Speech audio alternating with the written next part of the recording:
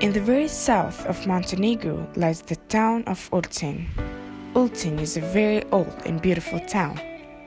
It is very known for its tourism, especially during the summer. Even though it's small, Ulcinj has a lot of big and interesting legends.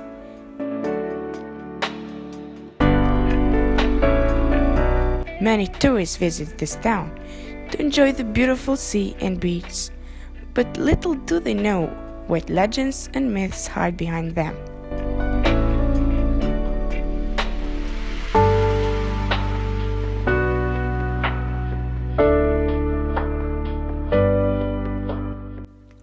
Located near the small beach and the pine forest lies the Cape of Suka. Many people come here to enjoy the breathtaking view it provides, along with the beautiful nearby beaches, especially during the summer. But have you ever wondered what this large, beautiful space so empty is? There's a legend that dates back to the 1800s. It was a time this empty space was not so empty. Here used to lie a house which belonged to a family that is believed to be from the town of Shkodra, called the Suma family. The place where this house was located was considered by the locals as the most beautiful spot in this whole town. Then, in the year 1884, Nikola Petrović, the king of Montenegro, searched for a spot to build his residence. Discovering that this was the best spot in town, he wanted to build it here. He then forced the Suma family to leave their home and let him build his residence. It is believed that before leaving, the head of the family, Beçir Suma, placed a curse on this place so no one else could enjoy it except him and his family. In the year 1938, one of the most beautiful hotels in the whole Montenegrin coast was built on this exact spot. The hotel was called Jadran and it had the most amazing view in town. However, the hotel was short-lived and only lasted until the year 1979 when an earthquake tore it down. Today, this place remains empty, which gives us a reason to believe that maybe the curse placed on this spot isn't just a legend after all.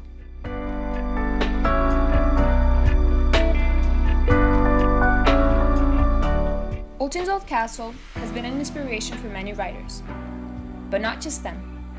Many tourists from all around the world have been stunned by its beauty, but also by the legends and myths that this magical castle holds. Its locals have passed these legends on for many generations and are still continuing to pass them on to this day. One of the many legends is the legend of Bukina. This legend has to do with a small fish that still lives under our 2,000-year-old castle. This beautiful fish is very small, and it doesn't grow more than 10 centimeters. Its prettiness lies in its color, which is an interesting green color. This fish is related to the legend of a tragic love story between a rich girl from a very known family of the old town and a simple poor fisherman. The girl's name was Bukina, which translated from the Albanian word bukur means beautiful. The girl was named that because she was very beautiful. Bukina was the only child of Hasan Aga, a very popular fisherman in the old town. His greatest wish was to marry his daughter into a wealthy family, just like his own. Each day, many young men from the old town, Rana and Mahalare, asked for Bukina's hand, but her father couldn't decide. Until one day, Beçir Bey, the wealthiest man on the castle, whose wife had died, decided to ask for Bukina's hand. Her father, having heard this news, didn't hesitate and immediately arranged their marriage in secret without telling his daughter. But Bukina was in love with someone else. She was in love with a fisherman. Every day she would look out her window and looked at him every time he passed by with his boat. When Bukina heard the news about her marriage to an old man, she got very upset, but she also knew that she was powerless. Every day she would think of a way to escape the situation. Many dark thoughts crossed her mind, and she would often think about killing herself. The night before her marriage, she had had enough, and decided to put an end to her sadness. And so she climbed to the highest wall of the castle and jumped into the deep blue sea. Nobody knew a thing, and nobody heard a thing. God felt bad for her, so he decided to save her soul in the small fish that were in the water where she jumped. And ever since then, the fish is called Bukina. And so, Bukina, the beautiful girl, lives on. Her soul lives on to this day through these beautiful fish that lurk our sea.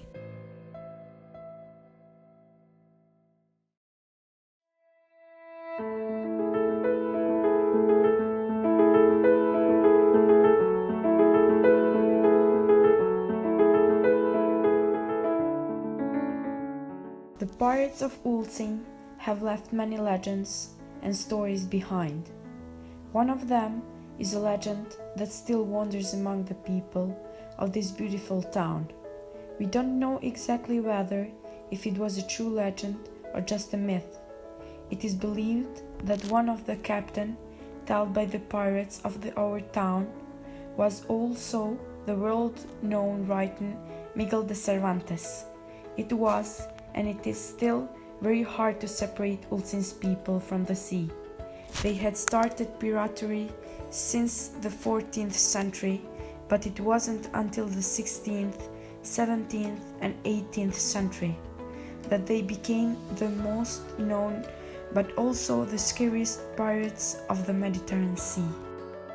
According to the legends, in the year 1575, Miguel de Cervantes was traveling from Napoli to Spain, where his ship was attacked by a group of pirates whose captain was an Albanian named Mami. He was then brought into the old town of Ulcinj, where he was kept captive for a whole 5 years, until a large amount of money was paid for his release. Official history said that he spent these 5 years in Algeria, but all locals don't agree with this statement. Based on some elements that the writer had left behind in his world-known masterpiece Don Quixote, it might be possible that Ulcinj was one of his real destinations. Dulcinea del Toboso, his fictional character, and the girl that we believe he had fallen in love with, makes us think about her origin, since her name is very similar to Ulcinj's name. In fact, Ulcinj used to once be called Dulcinjo, which even more resembles the name of Dulcinea.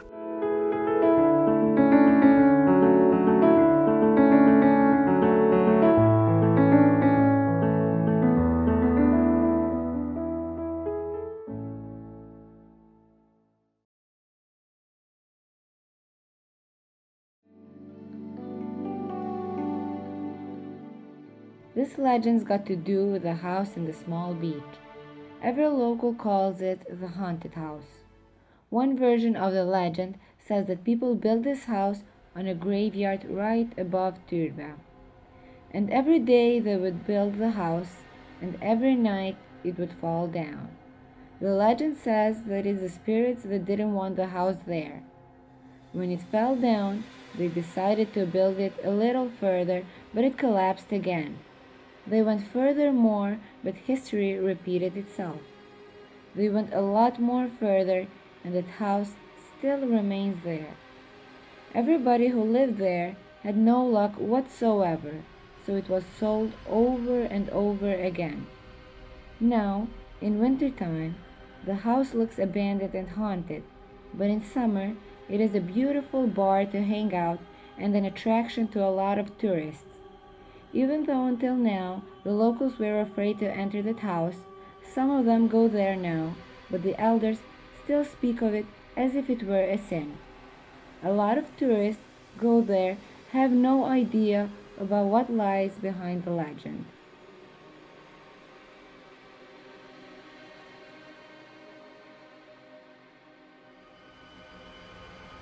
It falls down at night time and had to be rebuilt a couple of times. But the version says that it is supposed to be a hotel, not a house. The doctor from Sarajevo wanted to build a beautiful hotel by the beach, and with all the difficulty, he managed to keep it standing. The opening night came, and before the ceremony, 2 men came into the hotel, warning the doctor not to host the event because a lot of people were going to die. They didn't believe them and had the event going. People came and had fun, visited the lobby of the hotel, and so on. Then came time to go on the enormous balcony to see the amazing view. And the second everyone went outside, the hotel collapsed and fell to the ground. Luckily, there were no dead bodies. The doctor now wanted to find the two men, thank them, and ask them how they knew what would happen. They couldn't find them anywhere. A few weeks later, they found out that the two men had died. The doctor insisted on burying them in the graveyard right above Turba, where he built another house just so their spirits would have a safe place to stay.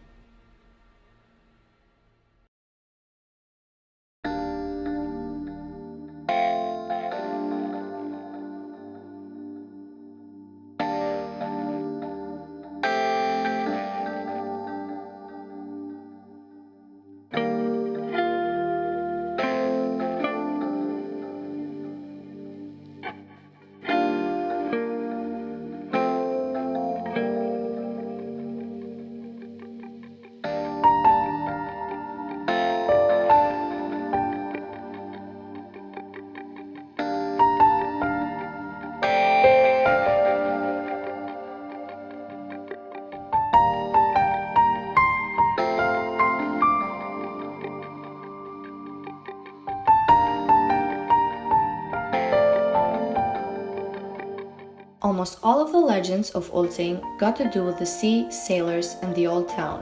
One of the oldest legends is that of Kronisanove.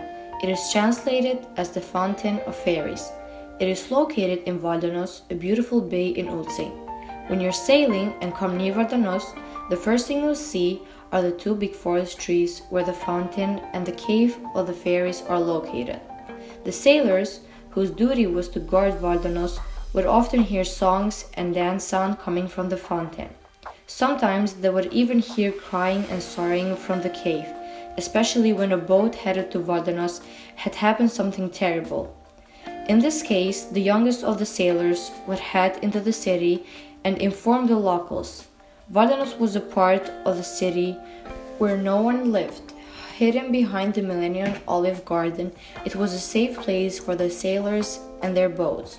While talking about the Fountain of the Fairies, we have to mention the two famous old women, the two healers who left a really big impact in this town.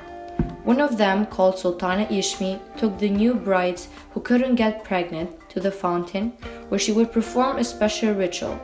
It was often necessary to put old clothes near the source of the water and to throw metal coins into the water. They say that she had a good hand and that many women had been cured there. The legend speaks of the other lady as well. She was called Hakelaika from the Laika family of Ulcinj. They say she was an amazing healer, really hardworking, and had a good hand. One night, someone knocked on her door. She was always prepared and opened the door quickly. Two women dressed in traditional clothes begged her to go with her to Mollabeqiri to help a young woman who was about to give birth. She got dressed as quickly as possible and went after the two women. They didn't speak a word, and when they passed Mollabeqiri, the healer wanted to ask them where they were taking her. Then she understood that something wasn't right. She was very frightened, and while she was walking in fear, she realized they were really near Valdanos. That second, she knew who she was dealing with. She realized it was the genies who needed her help. When they were reaching the cave near the fountain, the genie started to sing a song about their wish to give birth to a baby boy. The words to the song went something like this: "If our mother-to-be gives birth to a boy, lucky healer, what she'll be gifted with. If our mother-to-be gives birth to a girl, poor healer, what hell she'll go to through. Please let it be a boy, make us all very happy," prayed the healer to her god. The young lady, the pretty genie, gave birth to a baby boy, and the joy of the moment lasted a very long time. The frightened healer waited until the genies gave her permission to leave. They thanked her and gave her a golden lock with a lot of golden coins. The coins had a distinct smell, just like garlic. The healer couldn't see anything because it was really dark, and thinking that it was garlic, she threw the coins on the ground one by one on her way home. When she was near Halare, she had thrown them all away. When she got home, while changing her clothes, 2 golden coins fell off the clothes. That was the moment she realized what she'd been gifted with. In the morning, she woke up early and went to look for the coins. She realized the genies had taken them, and 2 coins was all she was left with.